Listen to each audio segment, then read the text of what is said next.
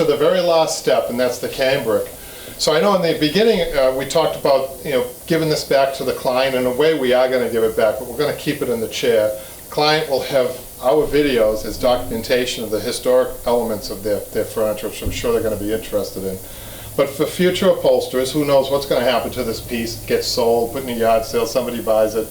And for the next person in 100 years, maybe on Jupiter or Mars or something, upholstering, they'll come across this information, and maybe they'll look us up on the internet, on YouTube, in 100 years or so, and see us in color, and they'll say, oh, they only had color back then, or something like that. But anyhow, let's put this in.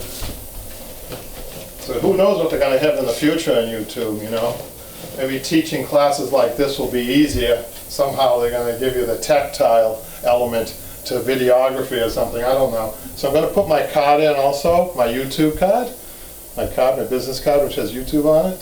I'm going to put that right in so, and like this. Somebody will be in for a big surprise in about 100 years. Kind of like a time capsule, isn't it? Okay, so now I'm going to put this on. I'm going to fold this. I'm going to start in the back like we usually do. I'm coming in off the edge, like we usually do. You don't want to be right at the edge. That's why the webbing, remember the webbing is put in a little off the edge. This is exactly why. Look, I can snug our cambric right up like so. Okay, notice how I'm just doing the front and I'm doing the front and the back, and just a little area, and then I'm going to trim up here. And we're going to do the sides. We're doing the sides in a small area. Trim this up just a little bit. Fold this up. Now, I use the synthetic cambric, and sometimes with the synthetic around a leg like this in the front, you don't have to cut it. You could kind of fold it around neatly around the leg. But on the back, I think I am going to have to cut, but I'll show you why. Look at that, how nice that snug that is without cutting it. Kind of like that idea. I'm just going to get eye level here, see what I'm doing here. Do the other side. Nice and neat. Down around the leg tight. Remember that this is a catch basin for the dust. That's why I like using, I like the flexibility of the synthetic, but I also like the fact that it's non-porous, so that the dust doesn't fall through. Now look, you have to cut this. You're going to cut this like so, the V-cut that I showed you.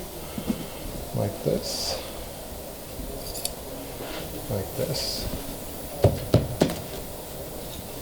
Cut it into the middle of the leg and then V it off. You can take this and fold that in.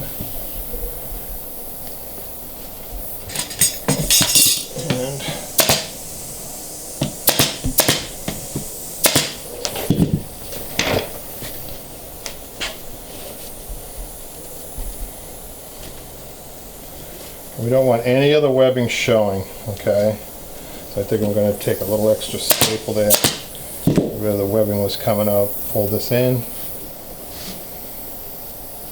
Try to neaten it up best you can.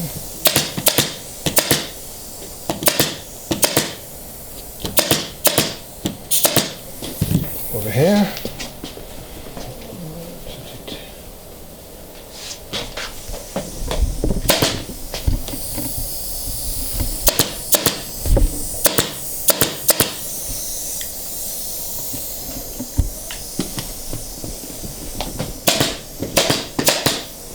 And we are done.